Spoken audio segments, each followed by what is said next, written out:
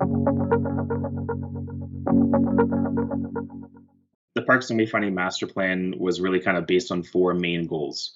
Number one, assess the parks and open space already proposed for the VMC. Number two, identify the public realm strategies that respond to the increased density in the VMC. Number three, define the character, program, and design of future parks and open space. And number four, create a phasing and implementation plan for the parks and open space for VMC. So goals number one and two, we've largely achieved. Goal number three is nearing completion, and goal number four, we're actively working on. The study area for the Parks and Wayfinding Master Plan is defined by the VMC bounds as shown in the secondary plan. As part of our study, we also looked at adjacent lands within a 4 to 5 kilometer radius of influence, and that led us to identifying the adjacent lands known as the north adjacent lands and south adjacent lands. Also very importantly here is that there are two potential secondary plan expansion areas, the north and east expansion areas, which were also incorporated into this plan. The process overall was broken down into three main phases. The assessment phase was done to really understand the context of VMC, what population is projected for it, and what facilities will be needed by that future population. The planning phase looked at how do we actually spread parks around the VMC, what types of parks are there, and what facilities get placed where. We're currently at the end of that phase and are about to move into phase three, which is implementation. So how do we actually cost these plans out? How do we phase them? And how will these parks take shape over time? Throughout the entire process, consultation has been extremely important.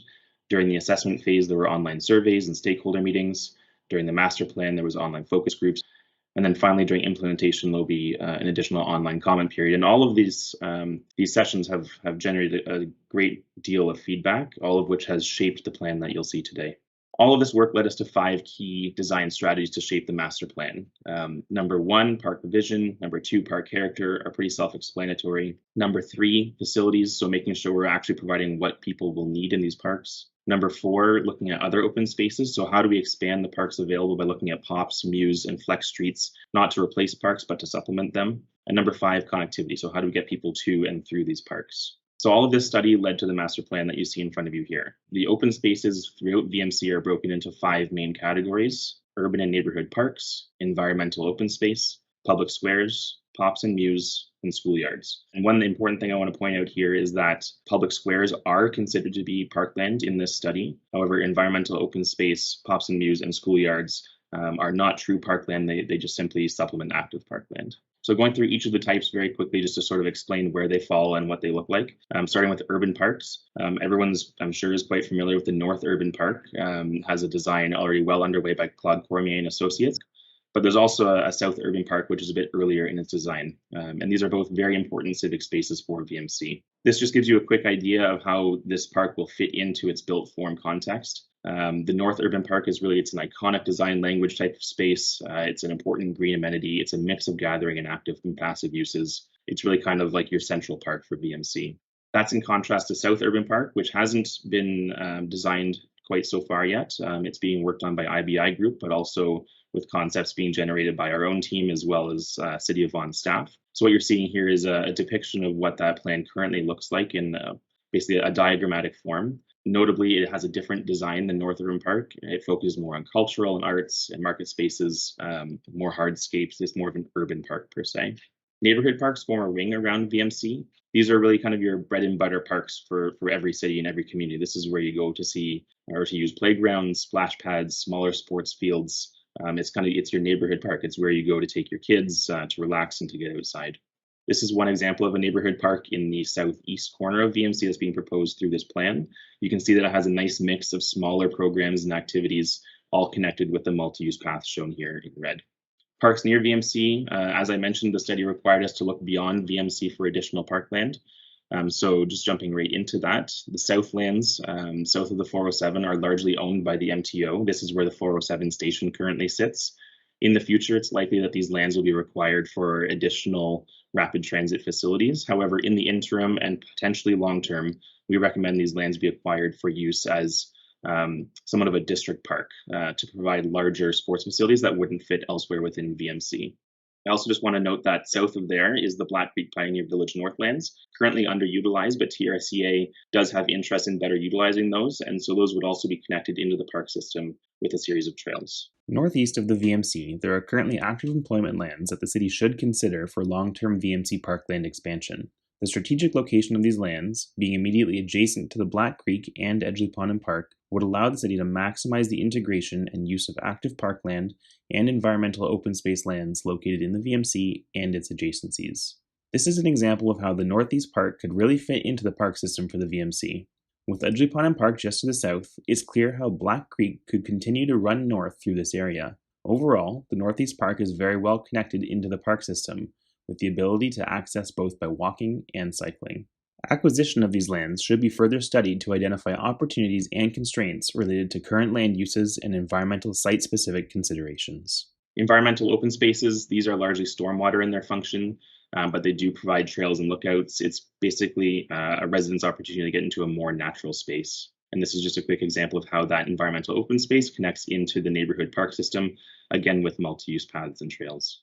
Public squares and promenades, we all know Transit Square quite well. You know, it's a very urban space. You can have events, you can have markets pop up. This is your urban experience as you move through VMC, but it is a very important open space. These are contrasted with Pops and Mews, which provide a similar level of service and similar function. However, since they're privately owned, they are not parkland, they simply supplement park. Schoolyards, we're recommending that schoolyards be open and accessible to residents after school hours and in non-school times. Simply because they provide a very beneficial open space, typically with a number of facilities as well. And this is just an example of how a schoolyard can sit adjacent to Edgeley Pond and Park and really kind of fit in as part of the complete system. Now, the last couple things I want to get into here are facility provisions. So our demographic analysis allowed us to apply the population and demographics to the Active Together master plan to really understand what facilities these people might need. So we very strategically placed facilities all throughout the VMC. And this is just a quick example. So, you know, food and agriculture are located largely in more natural spaces and parks where you have your picnic pavilions and your barbecue areas. Your local-based plays, your playgrounds, your splash pads, these are kind of spread all throughout so residents have easy access. Gathering and education-based facilities are closer to schools and in neighborhood pockets. Local-based sports facilities, these are your smaller sports, so tennis, volleyball, basketball, more frequently used and casually used, in contrast with destination-based sports, which are your soccer, your baseball, your cricket, which typically you'll have to travel to and they take up much more space.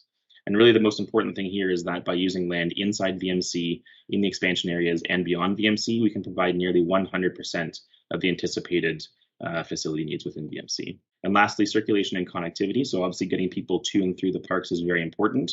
People will be able to get to them via cycling facilities and multi-use paths. But really kind of the most exciting part here is the creation of a two-loop system.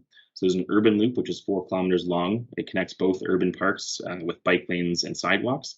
And then there's an open space loop that's 6 kilometers long, connecting all the environmental open spaces with little to no at-grade crossings. There are some, but they're very few. Connecting south of the VMC is very important to the proposed Vaughan Super Trail, and that can be done with improvements to the existing Jane Street Bridge, the creation of a new bridge, or potentially even an underpass under Highway 407.